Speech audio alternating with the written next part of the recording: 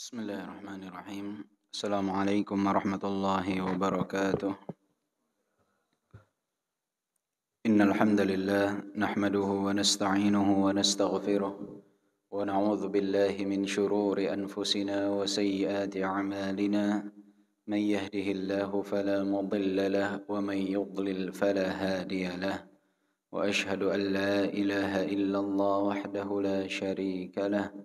وأشهد أن محمدًا عبده ورسوله يا أيها الذين آمنوا اتقوا الله حق تقاته ولا تموتن إلا وأنتم مسلمون يا أيها الناس اتقوا ربكم الذي خلقكم من نفس واحدة وخلق منها زوجها وبث منهما رجالًا كثيرًا ونساءً واتقوا الله الذي تساءلون به والأرحام إن الله كان عليكم رقيبا يا أيها الذين آمنوا اتقوا الله وقولوا قولا سديدا يصلح لكم أعمالكم ويغفر لكم ذنوبكم ومن يطع الله ورسوله فقد فاز فوزا عظيما اعلموا فإن أصدق الحديث كتاب الله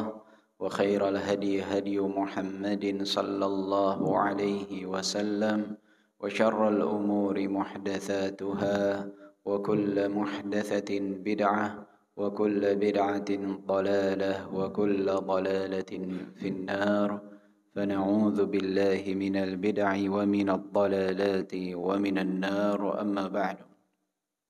Alhamdulillah wa syukrulillah, bapak-bapak dan ibu-ibu yang dimuliakan oleh Allah Subhanahu wa taala.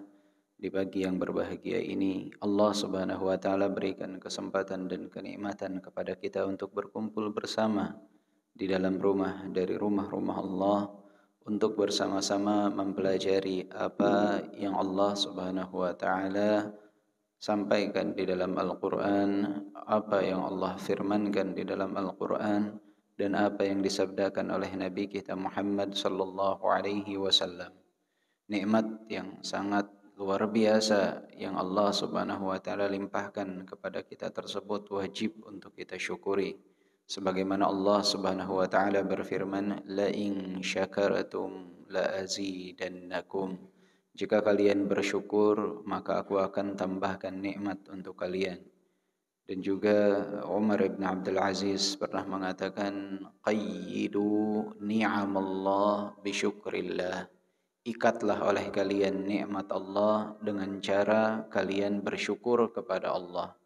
Maka jika kita ingin nikmat yang Allah karuniakan tetap berada pada diri kita, syukurilah. Sebagaimana perkataan yang tadi disebutkan oleh Umar bin Abdul Aziz, qayyidu ni'amallah bisyukrillah. Ikatlah oleh kalian nikmat Allah dengan bersyukur kepada Allah Subhanahu wa taala. Bapak-bapak dan ibu-ibu yang dimuliakan oleh Allah Subhanahu wa taala, insyaallah mulai hari ini kita akan coba untuk mempelajari salah satu kitab yang mana kitab ini berisi tentang makna hijrah yang hakiki seperti apa. Dan kajian ini insyaallah akan kita laksanakan di setiap hari Sabtu pagi dari pukul 6:30 sampai 7:30 lewat ya, jam 8 kurang insyaallah sudah selesai. Alasan kita memilih kitab Al-Mafahim As-Sahihah lil Hijrah ila Allah wa Rasulih, pemahaman yang sahih tentang hijrah kepada Allah dan Rasulnya yang ditulis oleh Syekh Muhammad Said Raslan hafizahullah, adalah karena banyaknya fenomena hijrah di zaman sekarang yang sering kita dengar, wabil khusus di kalangan anak muda. Mereka mengatakan fulan sudah hijrah, fulan belum hijrah, fulan alhamdulillah mendapatkan hidayah sudah hijrah dan lain sebagainya. Dan kadangkala makna hijrah yang difahami oleh mayoritas anak-anak muda dan kaum muslimin secara umum masih banyak yang keliru dari makna hijrah yang sebenarnya. Mereka mengatakan fulan telah hijrah tapi apa yang dilakukannya jauh dari kata hijrah. Hanya sebatas merubah penampilan saja, kemudian dinamakan hijrah. Padahal makna hijrah tidak sesempit itu. Makna hijrah sangat luas, dan juga jangan sampai kita salah di dalam penerapan kata hijrah tersebut di dalam kehidupan kita. Maka oleh sebab itu kita akan coba membahas kitab ini, dan kitab ini tidak terlalu tebal, hanya sekitar 70 halaman saja. Jadi semoga dalam 1 bulan atau 2 bulan juga sudah bisa kita selesaikan. Jadi kajian kita akan coba membahas atau membaca kitab ini. Kemudian kita coba menerjemahkan dan meresapi makna yang disampaikan di dalamnya. Jadi langkah kajian kita insya Allah seperti itu. Jadi agak sedikit berbeda dengan kajian tematik. Kalau kajian kitab biasanya kita baca terlebih dahulu baru kita jelaskan. Semoga suatu saat bapak-bapak semua dapat memegang bukunya secara langsung dan tidak perlu diterjemahkan lagi, ya, insya Allah. Ya. Makanya pentingnya kita juga suatu saat nanti di masjid ini mungkin ada kajian bahasa Arab, kajian nahwu, kajian shorof, sehingga ilmu alatnya itu kuat. Jadi ketika kajian sekian tahun itu bisa terlihat hasilnya. Ya. Ada para pekerja di Cikarang itu di pabrik, saya punya saudara, mereka belajar baca kitab selama 5 tahun, 1 pekan 1 kali, tapi rutin 2 jam 3 jam setiap pekan hari Ahad. Alhamdulillah dalam 5 tahun mereka sudah baca kitab semua, padahal tidak pesantren mereka, ya, tapi pekerja di pabrik. Tapi itulah ketika suatu kajian itu sistematis, terprogram, insya Allah hasilnya pun akan sangat baik. Dan saya lihat masya Allah di masjid ini hampir semua kajiannya juga kajian kitab, ya. Kajian kitab itu manfaatnya lebih besar. Kajian tematik baik, bagus. Akan tetapi kalau kajian kitab itu lebih terprogram dan lebih tertuju dari apa yang kita harapkan. Baik Bapak-bapak yang dimuliakan oleh Allah Subhanahu wa taala, kita mulai membaca kitab ini. Bab yang pertama, al-hijratu ila al-Habasyah awwalu hijratin fil Islam. Hijrah ke negeri Habasyah adalah hijrah pertama di dalam Islam. Hijrah ke negeri Habasyah adalah hijrah pertama di dalam Islam. فلما اشتد أذى المشركين على من أسلم وفتن منهم من فتن حتى قيل لأحدهم أي لبعض الذين أسلموا وجوههم وقلوبهم لله رب العالمين اللات والعزى إلهك من دون الله فيقول نعم وحتى إن الجعل وهو دابة سوداء كالخنفساء من دواب الأرض قيل هو أبو جعران ليمر بهم فيقولون لمن أسلم وهذا إلهك من دون الله فيقول نعم. Syekh di sini menyebutkan bahwa ketika ishtadda adzal musyrikin ala man aslam, yaitu gangguan kaum musyrikin kepada orang-orang yang telah memutuskan masuk ke dalam agama Islam membesar, gangguan mereka menjadi-jadi, maka saat itu terfitnah siapa yang terfitnah oleh mereka. Sebagian dari orang-orang yang telah masuk ke dalam agama Islam tersebut diganggu dengan siksaan yang amat menyedihkan. Hingga banyak di antara mereka yang ketika ditanya apakah Allat wal Uzza adalah sesembahan kalian, Tuhan kalian yang disembah selain Allah, mereka pun dengan terpaksa mengatakan na'am, iya. Siksaan mereka sangat pedih. Bahkan sebagian di antara mereka ditunjukkan binatang seperti serangga, ya, seperti kumbang. Ditanyakan apakah itu Tuhan kalian, sesembahan kalian selain Allah. Mereka dengan terpaksa mengatakan na'am, iya. Hal tersebut ayuhal ikhwah rahimani wa rahimakumullah dikarenakan siksaan yang begitu pedih yang mereka terima. para sahabat radhiyallahu anhum wa radhahum. Ada di antara mereka yang tidak tahu, yang tidak mau mengucapkan ucapan kufur. Ada di antara mereka yang mengucapkannya, tapi mereka mengucapkannya karena ikrah, karena terpaksa. Dan Rasulullah sallallahu alaihi wasallam bersabda, "Innallaha tajawaza li an ummati al-khata' wan nisyan wa mastukrihu alaihi." Allah Subhanahu wa taala memaafkan atas umat ini kesalahan mereka dan apa yang dilakukan dikarenakan lupa dan apa yang dilakukan dikarenakan terpaksa. Ini adalah di antara mawani' al-kufur, di antara penghalang-penghalang jatuhnya kekufuran kepada seseorang walaupun seseorang mengucapkan kalimat kekufuran. Jadi tidak serta-merta ketika seseorang itu mengucapkan kalimat kekufuran kita katakan fulan kafir. Bisa jadi dia mengucapkannya karena terpaksa. Bisa jadi dia mengucapkannya karena kekeliruan. Bisa jadi dia mengucapkannya karena dia lupa. Dan juga faktor lainnya bisa jadi dikarenakan kejahilan. Rasulullah sallallahu alaihi wasallam pernah menyebutkan tentang sosok seseorang yang mana dia kehilangan tunggangannya di padang yang sangat luas dan barang bawaannya pun ikut hilang.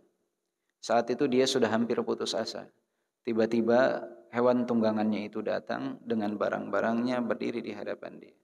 Saking bahagianya dia mengatakan, Allahumma anna rabbi anta abdi wa ana rabbuk. Kebalik.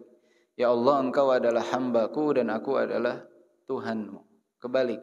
Kata Rasulullah sallallahu alaihi wasallam, min syiddatil farah. Karena saking bahagianya dia sampai keliru tuh mengucapkan. Harusnya kan ya Allah engkau Rabbku dan aku hambamu. Ini kebalik. Kebalik mengucapkan anta abdi wa ana rabbuk. Rasulullah sallallahu alaihi wasallam tidak menghukumi orang tersebut telah kufur keluar dari agama Islam. Mengapa? Karena dia mengucapkannya bukan karena niat, akan tetapi karena al-khata, kekeliruan atau kesalahan. Ada juga sosok seseorang yang ketika dia hendak wafat, dia mewasiatkan kepada anak-anaknya bahwa jika dia wafat, bakarlah tubuh saya. Kemudian setelah jadi abu, tebarkanlah abu tersebut. Agar Allah Subhanahu wa taala tidak mampu mengumpulkan jasad aku lagi karena dosaku sangat banyak. Ini pada hakikatnya adalah satu kekufuran. Mengapa? Karena menafikan Allah Subhanahu wa taala kulli syai'in qadir.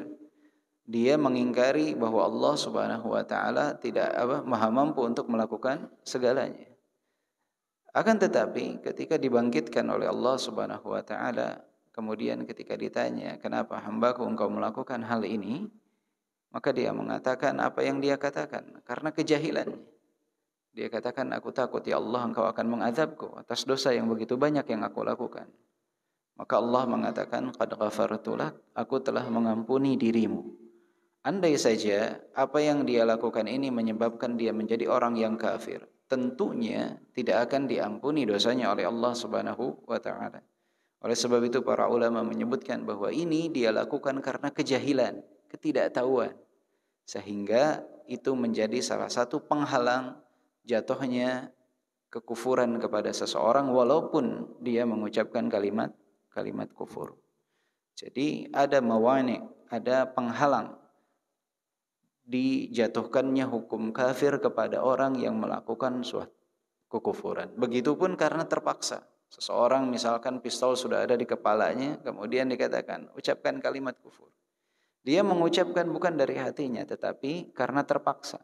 Maka hal tersebut pun tidak jatuh kekufuran kepadanya. Tidak jatuh kekufuran kepadanya. Walaupun banyak juga yang memilih tidak mengucapkannya. Dan tetap dalam keislaman, maka jika wafat pun wafat dalam keadaan syahid insyaallah. Oleh sebab itu ayyuhal ikhwah rahimani wa rahimakumullah, penting bagi kita untuk memahami tentang mawani' kufur ini, tentang penghalang-penghalang jatuhnya kekufuran kepada seseorang sehingga kita tidak menjadi orang yang tergesa-gesa untuk memvonis orang lain itu kafir. Ini sangat bahaya sekali. Ada di sana mawani' atau penghalang-penghalang jatuhnya kekufuran. Nah, di sini disebutkan oleh Syekh rahimahullah, ومر عدو الله أبو جهل بسمية أم عمار بن ياسر وهي تعذب وكذلك يعذب زوجها وابنها فطعنها بحربة في فرجها حتى قتلها. Dan juga Abu Jahal yang mana dia dengan orang-orangnya mengadab Sumayyah Ummi Ammar ibn Yasir. Sumayyah Ummi Ammar ibn Yasir adalah seorang wanita yang sangat luar biasa yang Rasulullah sallallahu alaihi wasallam sebutkan awwalu syahidin ustushhida fil Islam Ummu Ammar Sumayyah ta'anaha Abu Jahlin biharbatin fi qubuliha. Orang pertama dari golongan wanita di dalam Islam yang wafat dalam keadaan syahid adalah Ummu Ammar, ibunya Ammar ibn Yasir, yaitu Sumayyah. Sumayyah ini adalah wanita pertama yang syahid di dalam Islam. Dibunuh oleh Abu Jahal dengan dimasukkan tombak ke dalam kemaluannya radhiyallahu anhu. Abu Jahal melakukan ini kepada Sumayyah Ummu Ammar ibn Yasir dan beliau tetap dalam keislamannya hingga Allah Subhanahu wa taala wafatkan beliau dalam keadaan tersebut. Dan ini persaksian dari Rasulullah sallallahu alaihi wasallam. Awal syahidah fil Islam. Bagaimana kesabaran keluarga Yasir, baik Ammar putra dari Yasir radhiyallahu anhu ataupun Yasir itu sendiri dan juga Sumayyah, sampai Rasulullah sallallahu alaihi wasallam mengatakan isbiru ala Yasir fa inna mau'idakumul jannah. Bersabarlah kalian wahai keluarga Yasir karena sesungguhnya bagi kalian adalah surga Allah Subhanahu wa taala. Ini adalah balasan dan jaminan bagi mereka yang teguh di dalam keislaman. Banyak di antara kaum muslimin di zaman sekarang yang dia tidak ditombak badannya atau tubuhnya, tidak disiksa dengan siksaan yang pedih, tapi memutuskan keluar dari agama yang mulia ini hanya karena satu bungkus Indomie, hanya karena 1 kilo telur. Mereka keluar dari agama yang mulia ini. Maka penting bagi kaum muslimin untuk membaca sirah para sahabat seperti ini, sehingga tidak mudah goyah keimanannya, tidak mudah goyah ketauhidannya. Kemudian disebutkan oleh Syekh rahimahullah hafizahullah, falamma ishtadda al-bala adhina Rasulullah sallallahu alaihi wasallam bil hijratil ula ila ardil Habasyah wa kana awwala man hajara ilaiha Uthman ibn Affan wa ma'ahu zawjatuhu Ruqayyah bintu Rasulillah sallallahu alaihi wasallam. Dan ketika gangguan kaum musyrikin semakin besar, Rasulullah sallallahu alaihi wasallam mengizinkan untuk kaum muslimin hijrah, melakukan hijrah pertama, yaitu ke negeri Habasyah. Habasyah kalau sekarang itu negaranya namanya Ethiopia. Ethiopia itu adalah Habasyah. Rasulullah sallallahu alaihi wasallam mengizinkan untuk hijrah ke negeri Habasyah. Dan orang pertama yang hijrah ke negeri Habasyah adalah Uthman ibn Affan radhiyallahu anhu dan istri beliau sekaligus putri dari Rasulullah sallallahu alaihi wasallam, yaitu Ruqayyah bintu Rasulillah.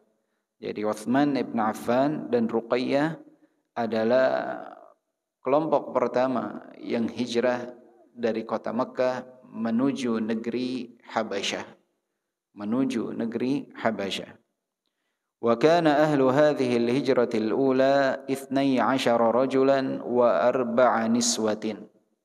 Dan kelompok pertama yang hijrah ini terdiri dari 12 laki-laki dan 4 perempuan.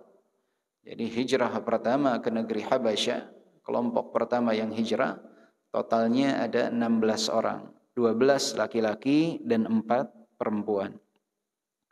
ثم كانت الهجرة الثانية إلى الحبشة وفيها نحو 80 رجلا و19 امرأة فانحاز المهاجرون إلى مملكة أصحمة النجاشي آمنين. Kemudian hijrah yang kedua itu terdiri dari 80 laki-laki dan beberapa belas wanita. Mereka berangkat hijrah ke negeri Habasyah yang mana rajanya adalah An-Najasyi. Rajanya adalah An-Najasyi. Jadi negeri Habasyah saat itu adalah kerajaan yang sistemnya itu atau mayoritas dari penduduknya itu adalah orang-orang Nasara. Orang-orang Nasara. Namun kaum muslimin saat itu memutuskan untuk hijrah karena tempat itulah yang paling aman saat itu, yaitu negeri Habasyah. Karena An-Najasyi adalah sosok orang yang adil dan bertanggung jawab. Jadi grup pertama 16 orang, yang kedua laki-lakinya 80, kemudian wanitanya bid'a asyra imra'ah. Bid'a asyra ini maksudnya beberapa belas wanita, tidak disebutkan secara spesifik jumlahnya berapa. فلما علمت قريش بذلك بعثت في آثارهم عبد الله بن أبي ربيعة وعمر بن العاص بهدايا وتحف من بلدهم إلى النجاشي ليردهم عليهم فأبى ذلك النجاشي عليهم فوشوا إليه أن هؤلاء يقولون في عيسى إنه عبد الله. Dan ketika kaum Quraisy telah mengetahui perjalanan hijrah mereka, mereka pun berangkat ke negeri Habasyah, menyusul orang-orang yang telah hijrah. Dan keberangkatan mereka ini yang memimpinnya adalah Abdullah ibn Abi Rabi'ah dan Amr ibn al-As. Mereka berdua, Abdullah ibn Abi Rabi'ah dan Amr ibn al-As, berangkat ke negeri Habasyah, membawa beberapa hadiah dan juga barang-barang antik sebagai hadiah untuk Najasyi, agar An-Najasyi mau mengembalikan mereka ke kota Mekah. Karena kan masuk negara Habasyah, masuk dalam perlindungan An-Najasyi. Kalau di zaman sekarang biasanya banyak tuh orang yang ketika memiliki konflik di dalam negerinya, dia pergi ke negeri yang lain untuk mencari perlindungan.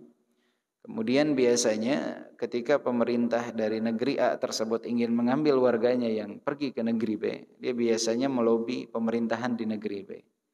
Nah, ini pun saat itu dilakukan oleh orang-orang Quraisy datang ke negeri Habasyah untuk melobi An-Najasyi agar mengembalikan orang-orang yang telah hijrah ini. Yang jumlahnya berarti hampir 100 orang atau 100 lebih ya totalnya dari dua keberangkatan. Saat An-Najasyi menolak, maka saat itu orang-orang Quraisy mengatakan bahwa wahai An-Najasyi, sesungguhnya mereka ini mengatakan bahwa Isa adalah hamba Allah. Isa bukan Allah melainkan hamba Allah.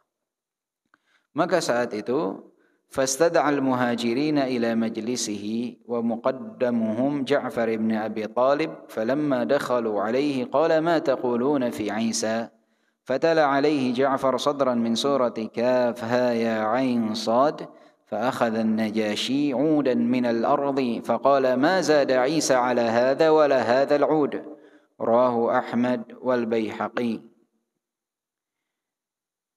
فسلفنا من أصحاب النبي صلى الله عليه وسلم السابقين أوذوا في الله تبارك وتعالى إيذاء عظيما. طيب. Saat itu dipanggillah kaum muhajirin ini yang datang dari kota Mekah. Kemudian ditanya kepada mereka, apakah kalian mengatakan bahwa Isa adalah Abdullah? Maka majulah Ja'far ibn Abi Talib.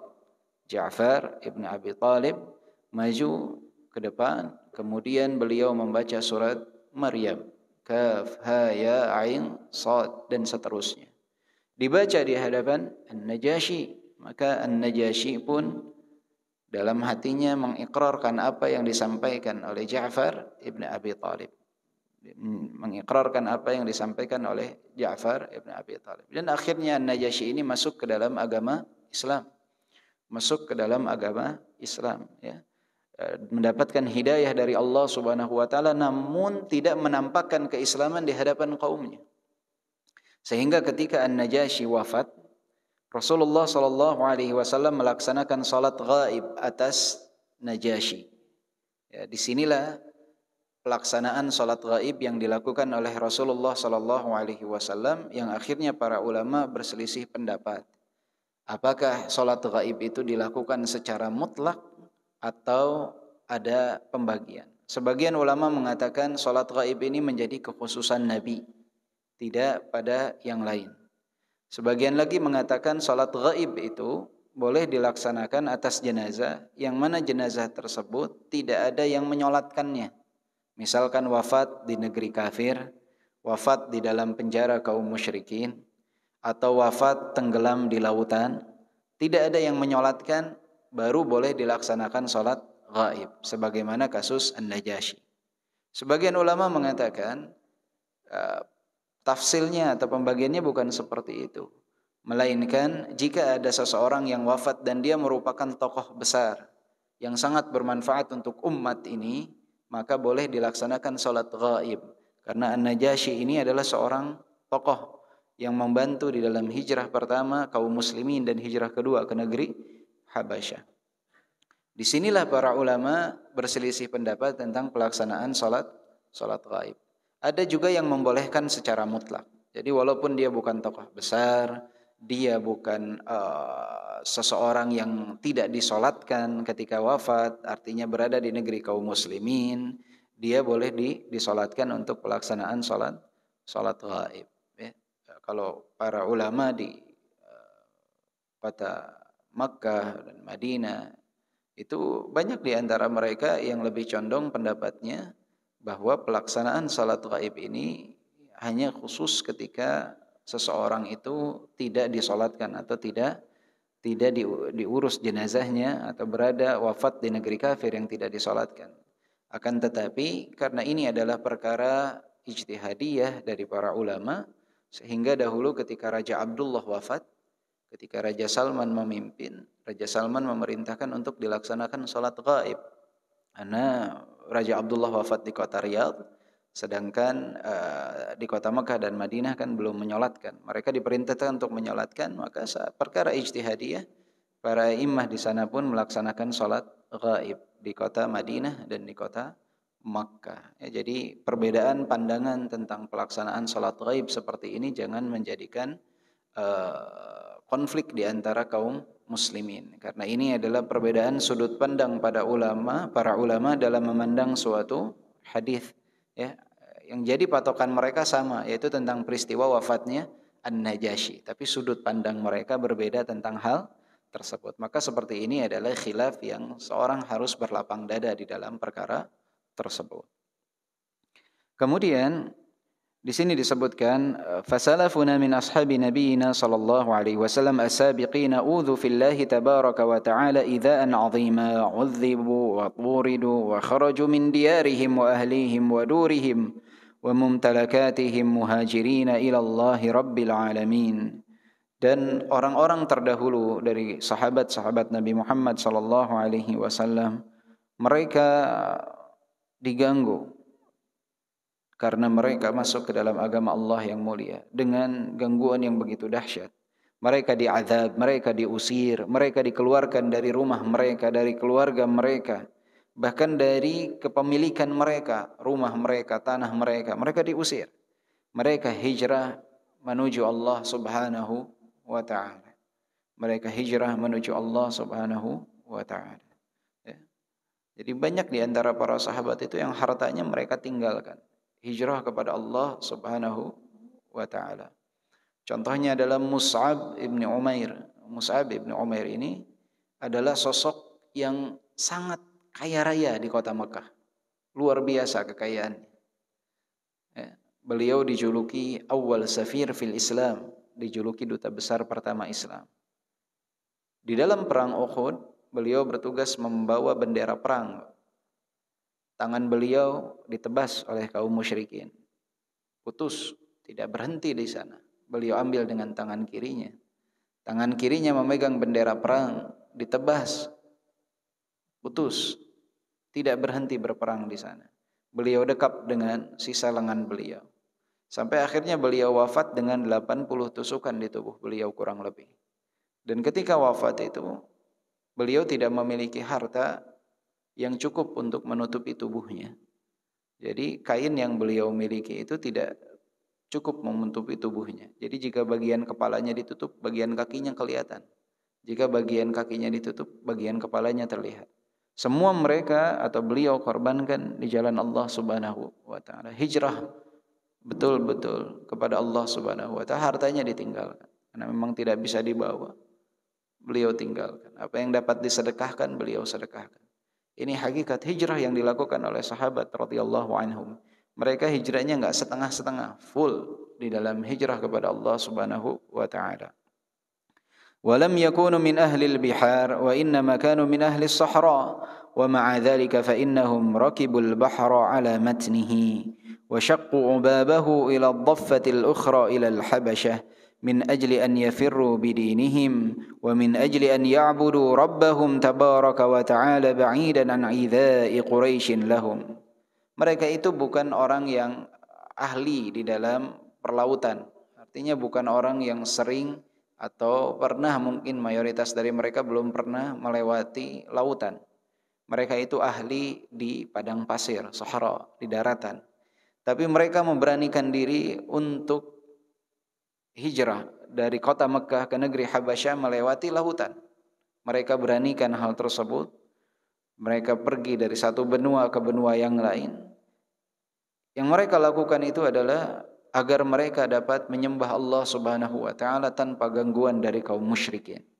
Jadi yang mereka lakukan itu adalah untuk bagaimana menyembah Allah Subhanahu wa taala tanpa gangguan dari kaum musyrikin. Kalau di zaman sekarang kadang orang Pak sudah bekerja nyaman, dia bisa sholat tepat waktu, dia bisa ibadah, kemudian dia putuskan, udah saya gajinya segini-segini saja. Saya mau hijrah. Hijrahnya kan kalau hijrah itu jadi tambah baik dalam ibadah. Dia hijrah cari pekerjaan di tempat yang dia nggak bisa sholat.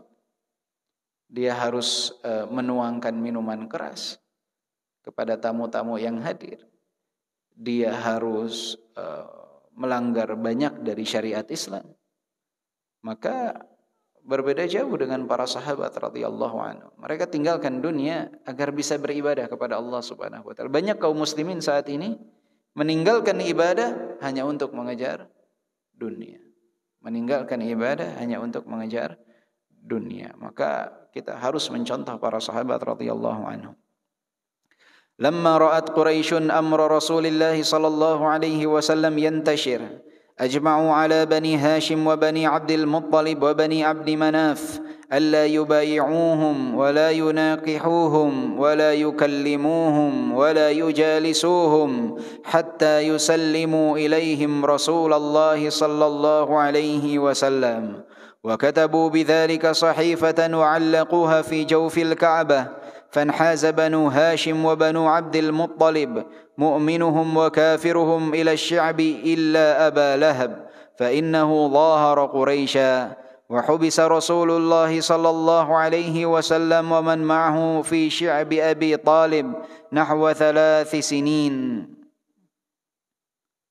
Jadi saat itu kaum Quraisy ketika melihat perkembangan dakwah Nabi Muhammad sallallahu alaihi wasallam, mereka mengumpulkan Banu Hashim, Banu Abdul Muttalib dan Banu Abdul Manaf. Mereka semua ini Quraisy, ya, bangsa Quraisy.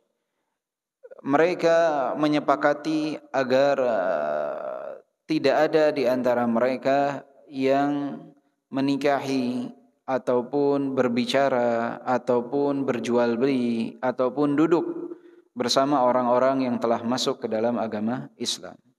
Dan mereka pun menuliskan perjanjian mereka tersebut di suatu sahifah, apa disebutnya, papan atau apa, tempat penulisan yang mereka gantungkan di Ka'bah. Mereka gantungkan di Ka'bah bahwa ini adalah perjanjian yang dilakukan oleh bangsa Quraisy.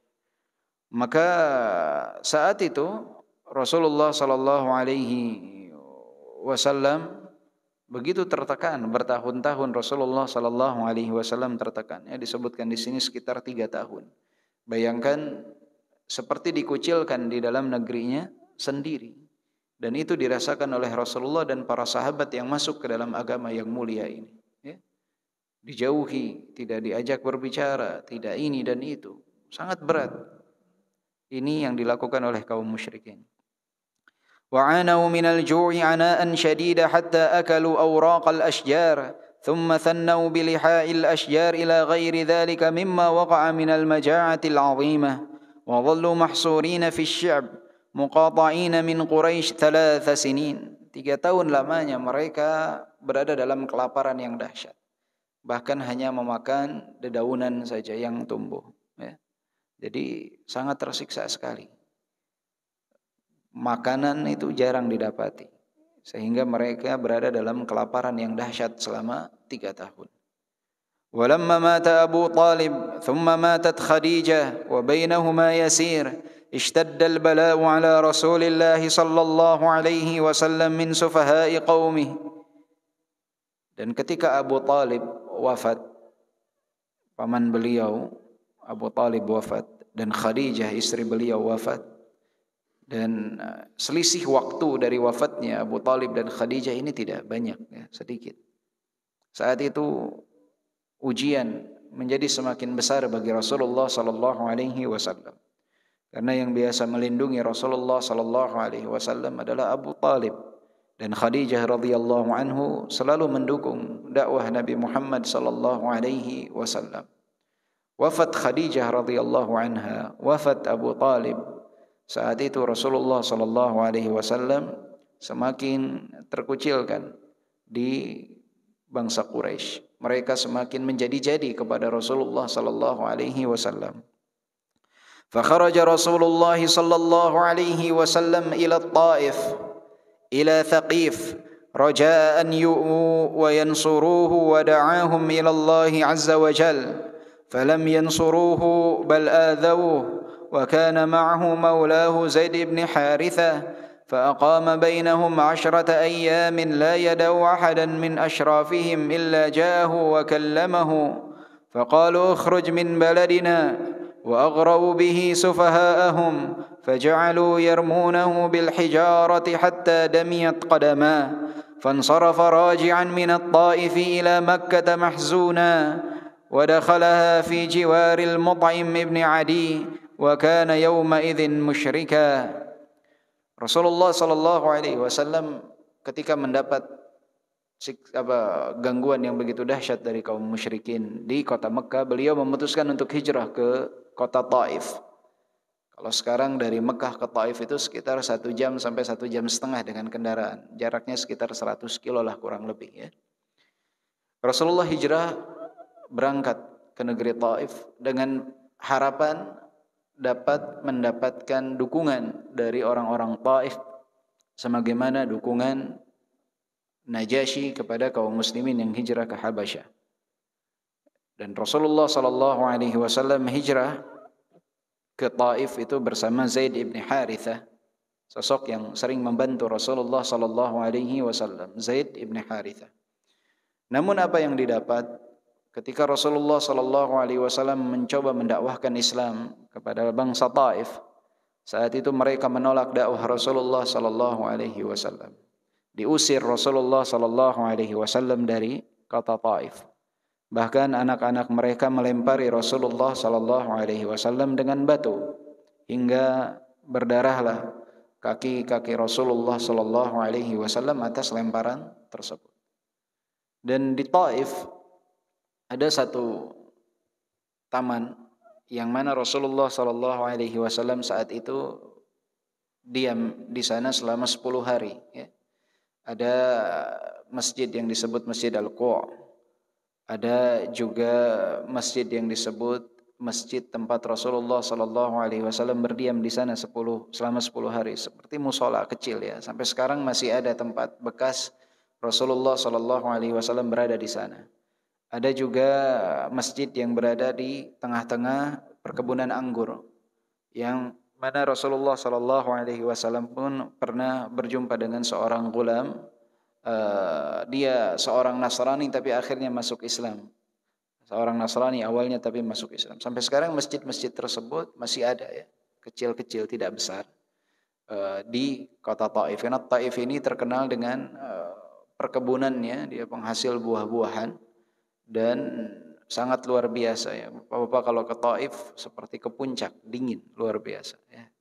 Dingin luar biasa karena walaupun dia dekat Mekah tapi ketinggiannya luar biasa ya. Dia di atas perbukitan. Sangat luar biasa, nyaman sekali di sana. Bahkan ada air terjun ya. Kota ya seperti di puncak lah.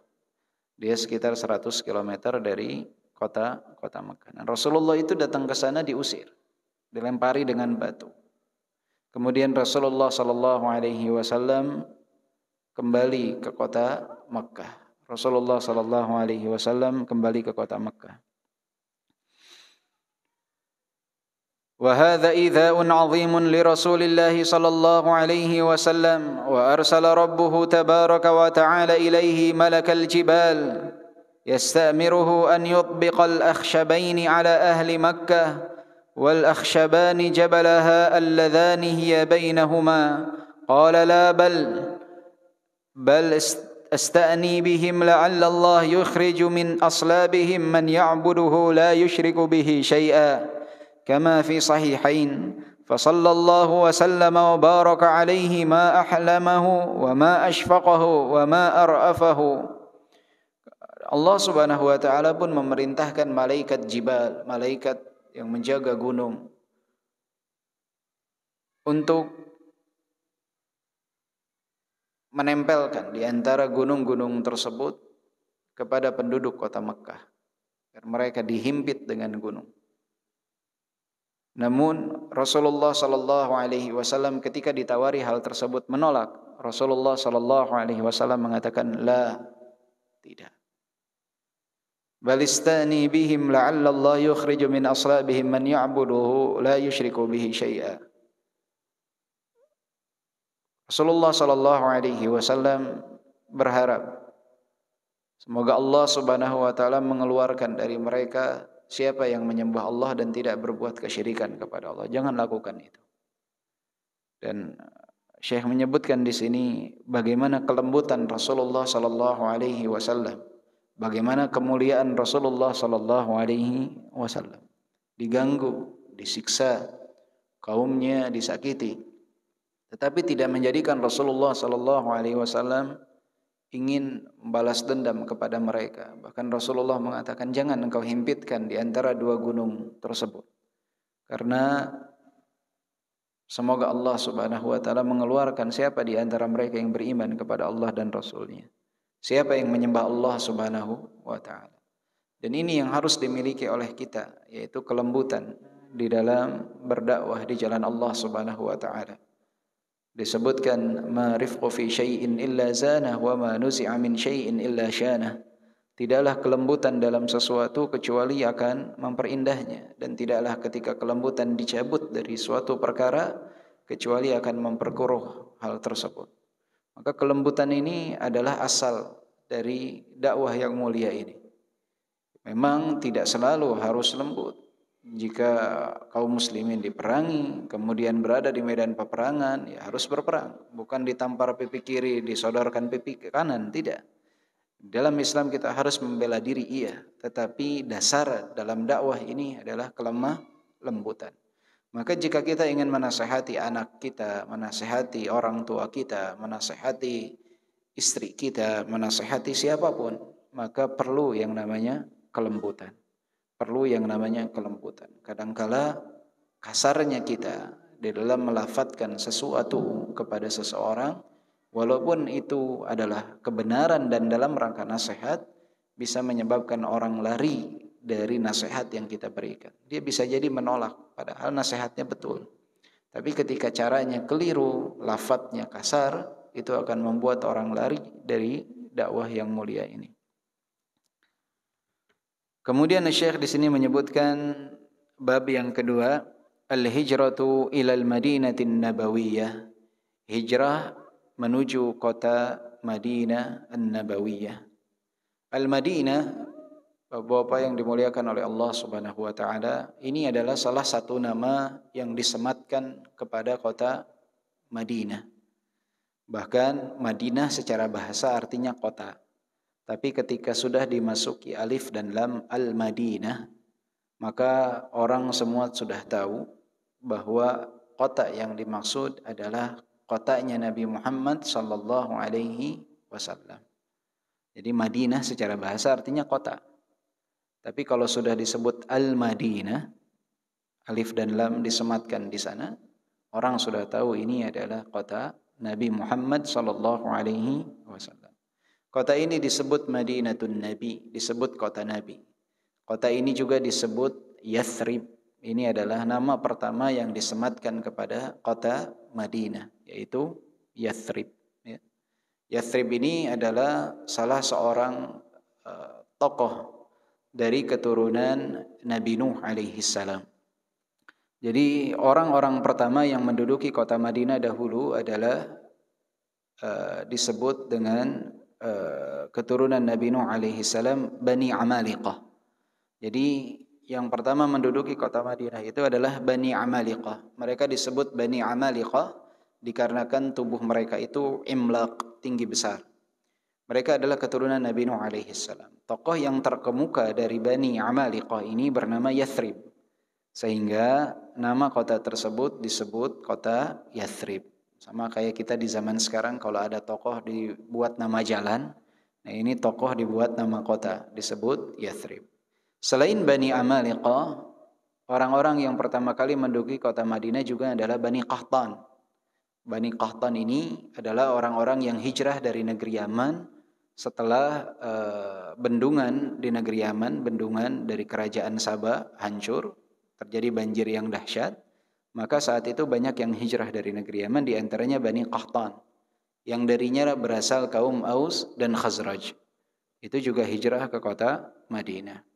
Kemudian juga yang orang-orang yang diantara yang pertama kali menduduki kota Madinah selain dari Bani Amaliqah dan Bani Qahtan adalah orang-orang Yahudi. Orang-orang Yahudi yang mereka pergi ke kota Madinah karena mendapatkan serangan dari bangsa Romawi. Mereka pergi ke kota Madinah, ada yang sebelum Masehi, ada yang setelah Masehi. Sehingga di kota Madinah ini cukup majemuk, banyak kabilah-kabilah, banyak kelompok-kelompok. Orang-orang Yahudi banyak. Banyak sekali orang-orang Yahudi di kota Madinah saat itu. Nah, kota ini juga disebut Taubah, artinya kota yang sangat baik. Dan luar biasa ya, kota Nabi ini mendatangkan ketenangan kepada siapapun yang datang kepadanya. Bapak-bapak yang pernah umroh mungkin, sangat beda sekali kondisi Mekah dengan Madinah. Datang ke kota Madinah itu Pak, orang tuh langsung menjadi tenang. Kayaknya tuh nyaman gitu untuk tinggal, luar biasa ya. Kota hijrahnya Nabi Muhammad sallallahu alaihi wasallam. Ayyuhal muslimun, laqad syara'a Allahu al-hijrata li nabiyhi sallallahu alaihi wasallam li'anna al-musyrikina adawhu wa adaw ashabahu. Falatafa Allahu bihim wa amarahum bil hijrati ila al-Madinah.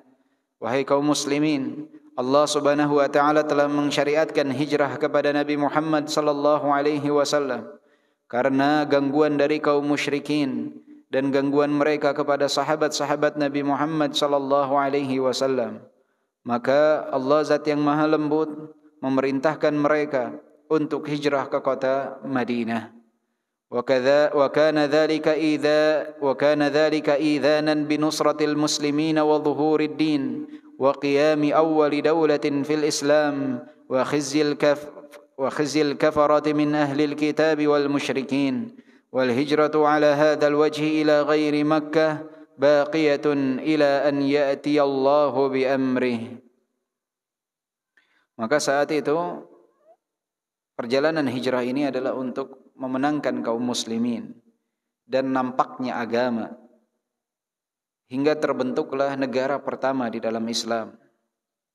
Dan ini menjadi satu kerendahan bagi kaum musyrikin. Dan hijrah model seperti ini artinya berangkat dari negeri kafir ke negeri Islam agar berdirinya suatu pelaksanaan ibadah kepada Allah Subhanahu wa taala tanpa adanya gangguan dan tekanan adalah sesuatu yang disyariatkan sampai terjadinya yaumul qiyamah, sampai terjadinya hari kiamat. Maka siapa yang tinggal di negeri kafir, dia tidak bisa sholat, dia tidak bisa misalkan menggunakan hijab bagi wanita, maka disyariatkan bagi mereka untuk hijrah ke negeri yang mayoritasnya adalah kaum muslimin. Misalkan ada orang tinggal di Eropa, di salah satu negaranya, istrinya tidak boleh berhijab. Dia mau sholat juga diganggu, mau ibadah ganggu. Hijrah kemana? Ke Indonesia misal. Di Indonesia nih orang ibadah tidak ada yang mengganggu. Sholat tidak ada yang mengganggu. Ya. Seseorang bisa mendirikan syariat Islam dengan mudah. Dan pemerintah memfasilitasi itu. Kita mau sholat, ada jadwal waktu sholat yang dibuat juga oleh pemerintah. Kita mau puasa, ada penentuan kapan masuknya satu Ramadan. Pemerintah urus itu semua. Ya. Kemudian untuk zakat, ada badan amil zakat yang mengurus itu juga. Kemudian untuk haji, pemerintah mengelola itu juga. Ini nikmat yang sangat luar biasa keberadaan kita di Indonesia. Maka siapa yang tidak bisa menegakkan syariat Islam, dan ini sampai hari kiamat disyariatkan untuk hijrah ke negeri yang mana di sana dia dapat menegakkan syariat Islam. Ya. Nanti insya Allah pembahasan secara lebih terperincinya di bab-bab berikutnya tentang jenis-jenis hijrahnya. Adhina Rasulullah sallallahu alaihi wasallam lil muslimina bil hijrati ila al Madinah fabadara an-nasu ila dhalik فكان أول من خرج إلى المدينة أبو سلمة ابن عبد الأسد وامرأته أم سلمة ولكنها احتبست دونه ثم خرجت بعد السنة بولدها إلى المدينة وشيعها عثمان بن أبي طلحة وكان يومئذ على الكفر ثم خرج الناس أرسلا متتابعين ومنع رسول الله صلى الله عليه وسلم من إقامة المسلم بين المشركين إذا قدر على الهجرة من بينهم وقال أنا بريء من كل مسلم يقيم بين أظهر المشركين قال يا رسول الله لما قال لا تراءى ناراهما والحديث رواه أبو داود والترمذي وصححه الألباني.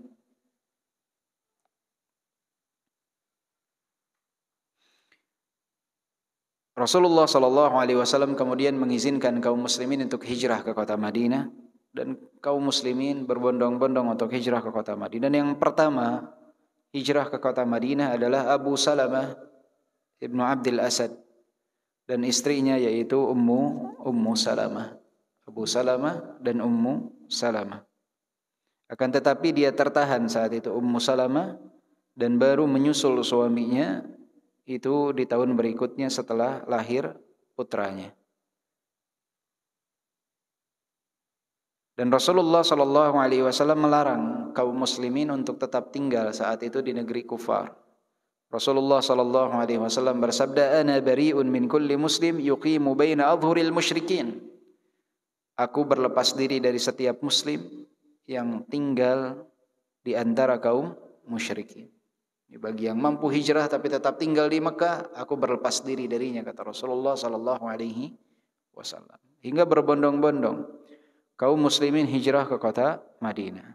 Walam yabqa bi Makkah minal muslimina illa Rasulullah sallallahu alaihi wasallam wa Abu Bakr wa Ali bi amrihi lahumā wa illa man ihtabasahu al-musyrikuuna karha. وقد أعد رسول الله صلى الله عليه وسلم جهازه ينتظر متى يؤمر بالخروج وعد أبو بكر رضي الله عنه جهازه وذكر الحاكم في المستدرك عن علي بن أبي طالب أن النبي صلى الله عليه وسلم قال لجبريل من يهاجر معي قال أبو بكر الصديق وجاء رسول الله صلى الله عليه وسلم إلى أبي بكر متقنعا نصف النهار في ساعة لم يكن يأتيه فيها فقال له أخرج من عندك فقال إنما هم أهلك يا رسول الله فقال إن الله قد أذن لي في الخروج يعني في الهجرة فقال أبو بكر الصحبة يا رسول الله فقال رسول الله صلى الله عليه وسلم فقال أبو بكر فخذ بأبي وأمي إحدى راحلتي هاتين فقال رسول الله صلى الله عليه وسلم بالثمن رواه البخاري. Jadi saat itu semua kaum muslimin telah hijrah dan menyisakan Rasulullah, Abu Bakar dan Ali di kota Makkah. Dan Ali dan Abu Bakar itu tidak pergi karena belum diizinkan oleh Rasulullah sallallahu alaihi wasallam. Maka saat itu pun Rasulullah sallallahu alaihi wasallam sudah diperintahkan untuk hijrah ke kota Madinah.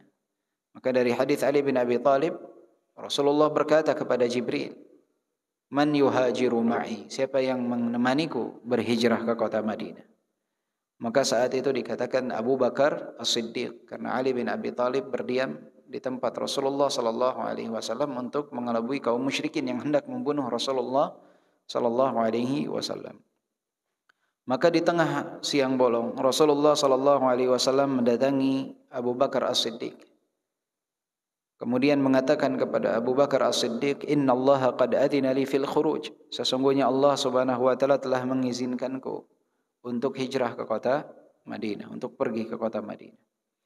Saat itu Abu Bakar As-Siddiq mengatakan, "As-suhbata ya Rasulullah." Apakah aku menemanimu untuk hijrah ke kota Madinah wahai Rasulullah?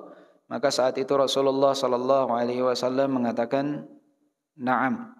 Rasulullah sallallahu alaihi wasallam mengatakan, "Iya." Maka saat itu Abu Bakar As-Siddiq menangis karena saking bahagianya. Aisyah radhiyallahu anha menyebutkan hal tersebut. Tidak pernah aku melihat Abu Bakar As-Siddiq menangis karena bahagia, yaitu kecuali di hari yang Rasulullah mengatakan kepadanya, "Engkau berhijrah bersamaku." Kecintaan Abu Bakar As-Siddiq kepada Rasulullah sallallahu alaihi wasallam sangat besar dan sangat luar biasa. Kemudian Abu Bakar As-Siddiq menawarkan tunggangan kepada Rasulullah sallallahu alaihi wasallam. Rasulullah sallallahu alaihi wasallam mengatakan, "Bitsaman." Kau boleh memberikan ini tapi aku bayar. Kata Rasulullah sallallahu alaihi wasallam. Lihat, Rasulullah tidak memanfaatkan apapun, ya. Luar biasa, ya. Izzahnya Rasulullah sallallahu alaihi wasallam. ونلحظ ها هنا أن النبي صلى الله عليه وسلم في هذه الطاعة العظيمة كما في الهجرة إلى المدينة لم يجعل لأحد فيها يدا فإن أبا بكر رضي الله عنه ومنزلته من النبي صلى الله عليه وسلم ما هي لما قال خذ بأبي وأمي إحدى راحلتي هاتين قال النبي له بالثمن وقريب من ذلك من يتعلق بالأرض التي بني عليها مسجد النبي صلى الله عليه وسلم فقد أبى إلا أن تكون الأرض مأخوذة بثمانها. Tidak memanfaatkan di dalam menjalankan syariat Allah Subhanahu wa taala sesuatu urusan dunia. Ditawarkan tunggangan, Rasulullah mengatakan bitsaman, dengan harga. Ketika sampai ke kota Madinah, ditawarkan tanah untuk membangun masjid, Rasulullah katakan bitsaman, dengan harga. Ini izzah yang harus dimiliki oleh kaum muslimin. Jangan memanfaatkan situasi dan kondisi. مضى النبي صلى الله عليه وسلم وأبو بكر إلى غار ثور فدخله وكان قد استجار عبد الله بن أريقط الليثي عبد الله بن أريقط الليثي وكان هاديا خريتا ماهرا بالطريق وكان على دين قومه من قريش وأمناه على ذلك وسلم إليه راحلتيهما ووعداه غار ثور بعد 3. وجدت قريش في طلبهما حتى انتهوا إلى باب الغار ففي الصحيحين أن أبا بكر قال يا رسول الله لو أن أحدهم نظر إلى ما تحت قدمي لأبصرنا فقال رسول الله صلى الله عليه وسلم يا أبا بكر ما ظنك باثنين الله ثالثهما لا تحزن إن الله معنا متفق عليه. وكان عبد الله بن أبي بكر يبيت معهما في الغار ثم يدلج من عندهما بسحر ويستمع ما يقال بمكة ثم يأتيهما بالخبر. قالت عائشة رضي الله عنها فجهزناهما حث الجهاز ووضعنا لهما سفرة في جراب فقطعت أسماء بنت أبي بكر قطعة من نطقها فربطت به على فم الجراب فبذلك لقبت ذات النطاقين. Jadi Rasulullah sallallahu alaihi wasallam pun kemudian hijrah bersama Abu Bakar As-Siddiq, dan yang menjadi penunjuk jalan saat itu adalah Abdullah ibnu Uraiqit Al-Laythi. Abdullah ibnu Uraiqit ini masih dalam keadaan musyrik. Akan tetapi Rasulullah sallallahu alaihi wasallam mempercayainya untuk menjadi penunjuk jalan. Saat itu kan dijadikan satu sayembara. Siapa yang menemukan Rasulullah dan Abu Bakar dalam keadaan hidup, maka akan diberikan 100 ekor unta. Hidup atau mati, 100 ekor unta. Zaman sekarang seperti 100 mobil. Orang berlomba-lomba mengejar Rasulullah dan Abu Bakar. Maka saat itu berjanji Abdullah ibn Uraiqit akan menemui Rasulullah dan Abu Bakar setelah 3 hari. Jadi hewan tunggangannya dibawa oleh Abdullah ibn Uraiqit dan Rasulullah dan Abu Bakar tinggal di Gua Thawr.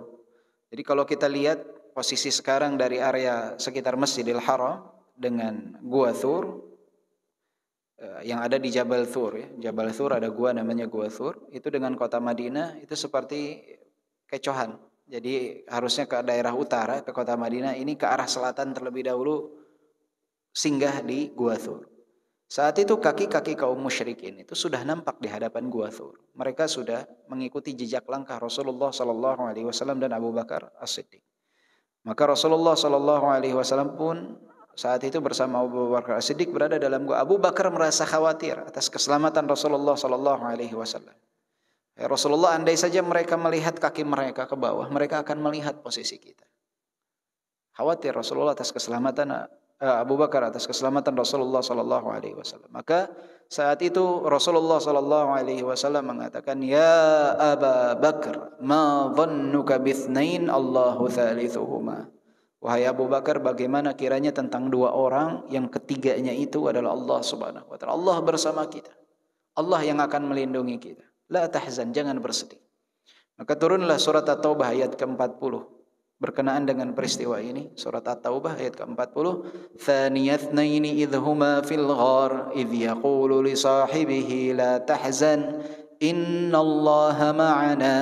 فأنزل الله سكينته عليه وأيده بجنود لم تروها وجعل كلمة الذين كفروا السفلى وكلمة الله هي العليا ثاني اثنين إذ هما في الغار. Ketika dua orang berada di dalam al-ghar, dalam gua. إذ يقول لصاحبه لا تحزن إن الله معنا. Ketika salah seorang dari keduanya berkata kepada sahabatnya, "La tahzan innallaha ma'ana." Janganlah engkau bersedih, sesungguhnya Allah Subhanahu wa taala bersama kita. Fa anzalallahu sakinatahu alaihi wa ayyadahu bijunudin lam tarauha. Allah pun menurunkan ketenangan kepadanya. Kemudian Allah mengirimkan pasukan yang tidak terlihat. Apa pasukan yang dikirimkan oleh Allah Subhanahu wa taala? Sarang laba-laba, jaring laba-laba. Yang Allah sebutkan dalam Al-Quran bahwa sarang laba-laba atau jaring laba-laba ini auhanal buyut, rumah paling rapuh di dunia adalah sarang laba-laba. Tapi rumah yang paling rapuh di dunia ini Allah jadikan sebab untuk melindungi makhluk yang paling mulia di muka bumi ini, yaitu Nabi Muhammad sallallahu alaihi wasallam. Bangsa Quraisy, orang-orang musyrik ini ketika berada di depan Gua Thur, lihat ada sarang laba-laba, kata mereka, udah enggak usah masuk ke dalam, percuma. Kalau mereka masuk pun pasti sarang laba-laba ini udah hancur. Nggak mungkin mereka dapat melewati sarang laba-laba kecuali menghancurkannya. Jadi nggak usah dicari. Kita cari ke tempat lain. Masya Allah. Tabarak. Perlindungan dari Allah Subhanahu wa ta'ala. Dan dalam ayat ini secara jelas Allah sebutkan bahwa Abu Bakar itu adalah sahabat dari Nabi sallallahu alaihi wasallam.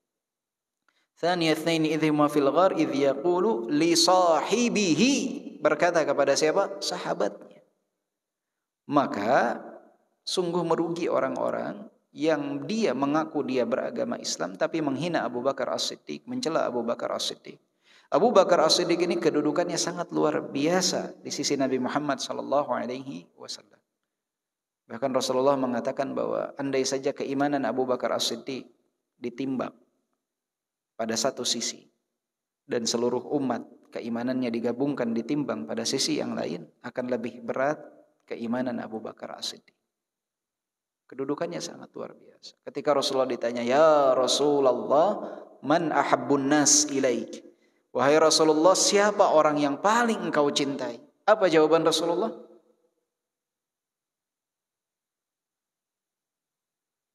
Pada ngantuk, Pak. Apa jawaban Rasulullah? Rasulullah sallallahu alaihi wasallam ketika ditanya, "Man ahabbun nas alaik?" Siapa orang yang paling kau cintai? Kata Rasulullah, Aisyah. Siapa? Aisyah. Ini adalah dalil yang dijadikan landasan bahwa ketika seorang laki-laki memiliki pasangan hidup lebih dari satu, itu tidak dituntut keadilan dalam perasaan. Jadi kan kalau zaman sekarang mengatakan mustahil orang adil membagi perasaan. Memang perasaan tidak dituntut adil. Boleh lebih mencintai istri pertama dari istri kedua atau istri kedua dari istri pertama. Misalkan lebih solehah dari yang istri sebelumnya. Karena saat itu Rasulullah istri-istri yang lainnya ada tidak ketika ditanya pertanyaan itu ada ya. Rasulullah ada Ummu Salamah, ada Maimunah, ada Hafsah, istri-istri Rasulullah. Tetapi Rasulullah mengatakan yang paling aku cintai siapa? Aisyah. Pembahasan ini ibu-ibu rada alergi sedikit. Kita lanjut nih. Kemudian ditanya lagi oleh Amr ibn al-As, wa minar rijal, dari golongan laki-laki siapa? Kalau golongan wanita Aisyah, golongan laki-laki siapa? Rasulullah sallallahu alaihi wasallam mengatakan abuha, bapaknya Aisyah. Siapa bapaknya Aisyah? Yakin? Nah, saya kasih pilihan. Bapaknya Aisyah itu Abu Bakar As-Siddiq atau Abdullah ibn Uthman?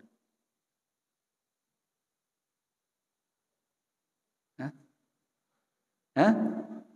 Sama aja ya, karena nama asli dari Abu Bakar As-Siddiq adalah Abdullah ibn Uthman. Jadi nama asli dari Abu Bakar As-Siddiq adalah Abdullah ibn Uthman. Nah, ya. Baik.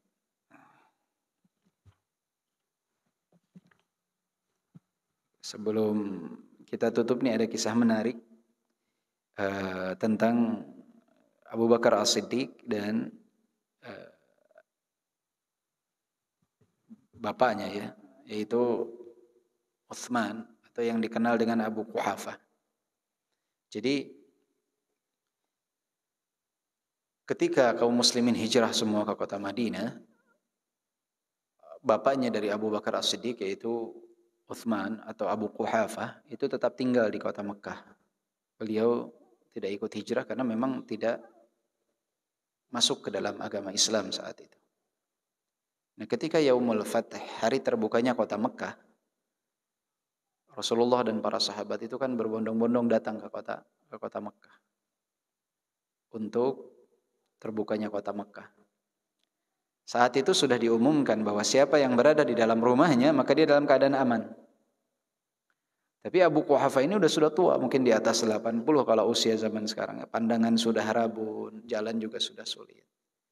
Itu meminta kepada putrinya yang paling kecil untuk membawanya ke Jabal Qubaish. Jabal Qubaish ini bukit yang ada di samping Safa Marwah yang jadi tempat istana kerajaan sekarang.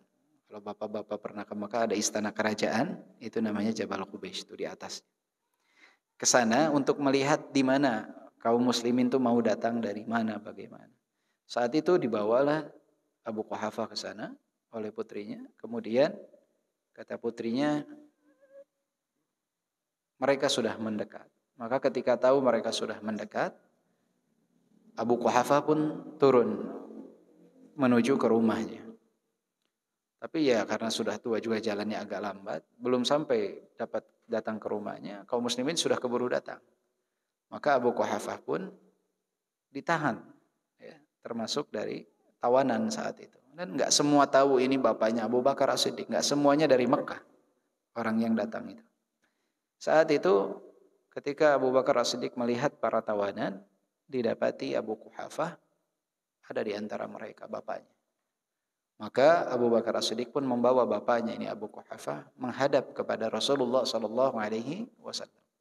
Maka Rasulullah mengatakan, wahai Abu Bakar, tidakkah engkau tempatkan ayahmu di tempatnya? Aku yang datang. Ini kakek mertua nih, ya.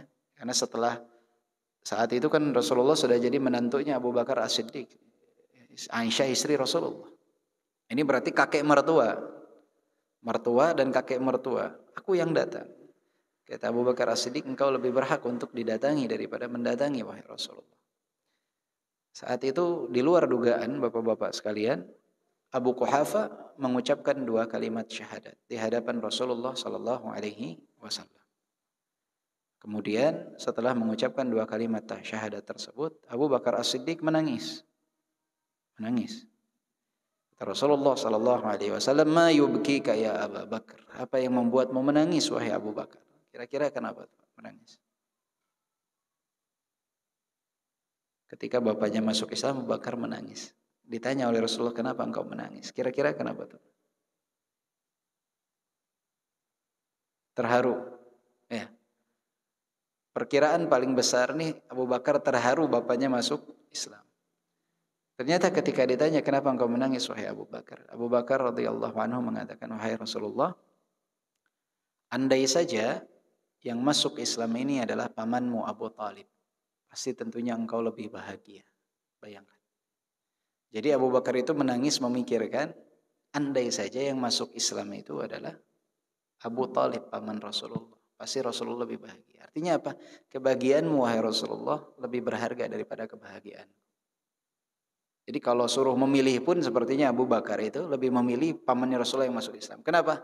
Agar Rasulullah SAW lebih bahagia. Itulah besar dan tingginya kecintaan sahabat Nabi, terutama Abu Bakar As-Siddiq kepada Rasulullah SAW. Jadi Abu Bakar As-Siddiq ini adalah sosok yang sangat luar biasa, sosok yang sangat agung, ya, yang sangat menakjubkan sekali. Keimanannya, kesolehannya, ketakwaannya tidak dapat disaingi oleh seluruh umat Nabi Muhammad SAW.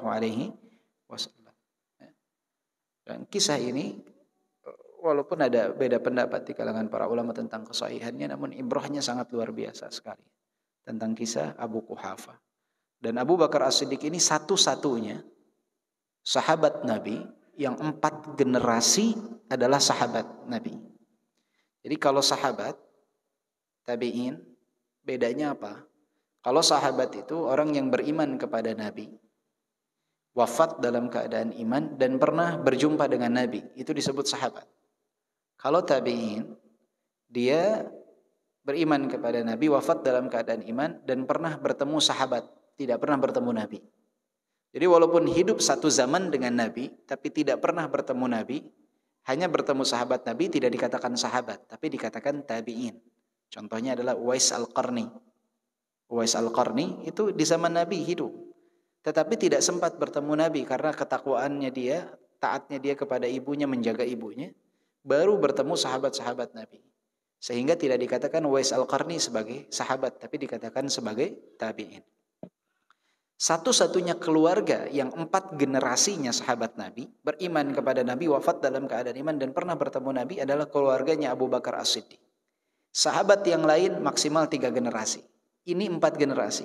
Bapaknya Abu Quhafah atau Uthman, kemudian Abu Bakar As-Siddiq atau Abdullah, Abu Bakar As-Siddiq atau Abdullah, kemudian putranya yaitu Abdurrahman, anak dari Abu Bakar As-Siddiq, dan putranya Abdurrahman yaitu Muhammad. Muhammad, Abdurrahman, Abu Bakar dan Abu Quhafah, ini 4 generasi adalah sahabat Nabi Muhammad SAW.